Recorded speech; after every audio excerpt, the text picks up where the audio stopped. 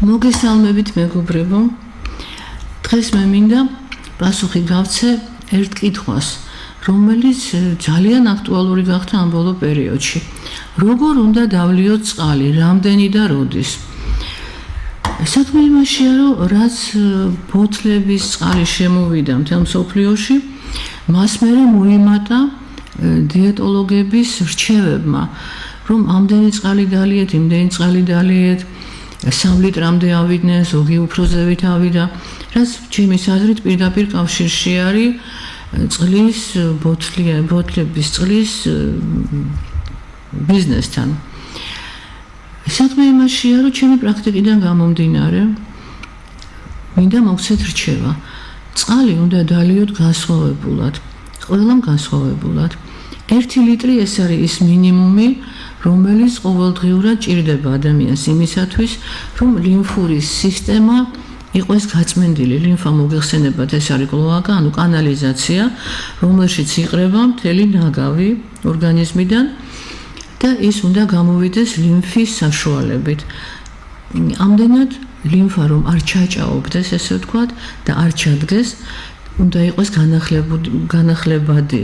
ამას ჭირდება წყალი, ოღონდ სუფთა წყალი, არა კოკა-კოლა, ლიმონადი ან ლუდი ან ღვინო, არა. სუფთა წყალი, ყველანაირი მინერალების გარეშე. არც ლიმონი, არაფერი მას არ ჭირდება, მხოლოდ და მხოლოდ წყალი. მაგრამ რამდენი უნდა დავლიოთ? ახლა წარმოიდგინეთ, როცა ვლაპარაკობთ, რომ 2 ლიტრი ან 3 ლიტრი ჭირდება ადამიანს ყოველდღიურად. აბა დაფიქრდით.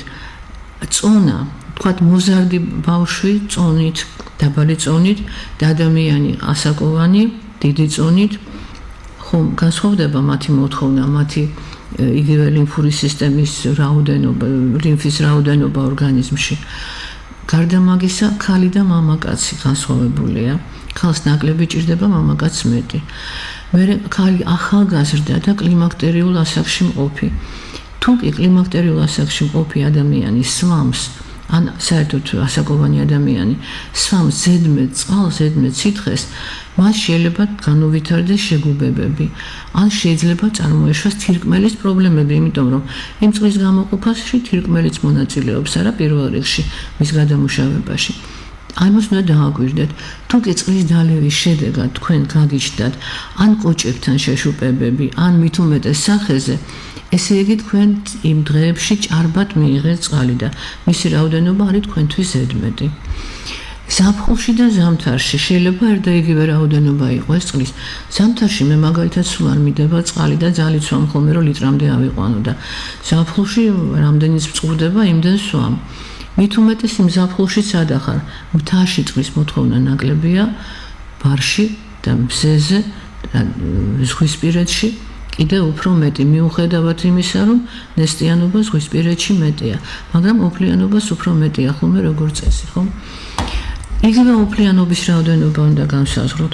ზოგი ადამიანი ჭარბად ოფლიანობს და ოფლის სახით ხდება სითხის გამოყოფა და საჭიროა მისი შევსება, ზოგი სრულიად არ ოფლიანობს, ანუ მისი სადრენაჟო ფუნქცია, მისი კანის არ არის ისეთი მაღალი და რჩება მხოლოდ და მხოლოდ შარდის სახით გამოყოფა მისი ორგანიზმიდან სითხისა. ესეც გაცეთვალისწინებელია. ამიტომ ჩემი რჩევაა, რომ დალიეთ 1 ლიტრი წყალი დღეში და დანარჩენი დალიეთ სურვილის და მიხედვით.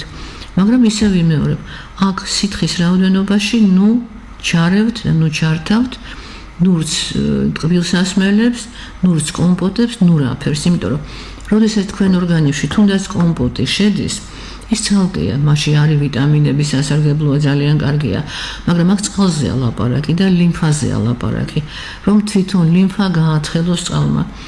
როდესაც შედის ორგანიზმში, იქ ხდება ესეთი აგენტები, რომლებიც უყურებენ, აბა სად არის მტერი, სად არის სარგებელი და მათ უხდებათ მუშაობა იმაზე, რომ გააცალკეონ აი ეს წვენი, აი ეს ვიტამინი, ყველაფერი მოაშორონ წყალს და სუფთა წყალი მიიტანონ ლიმფამდე.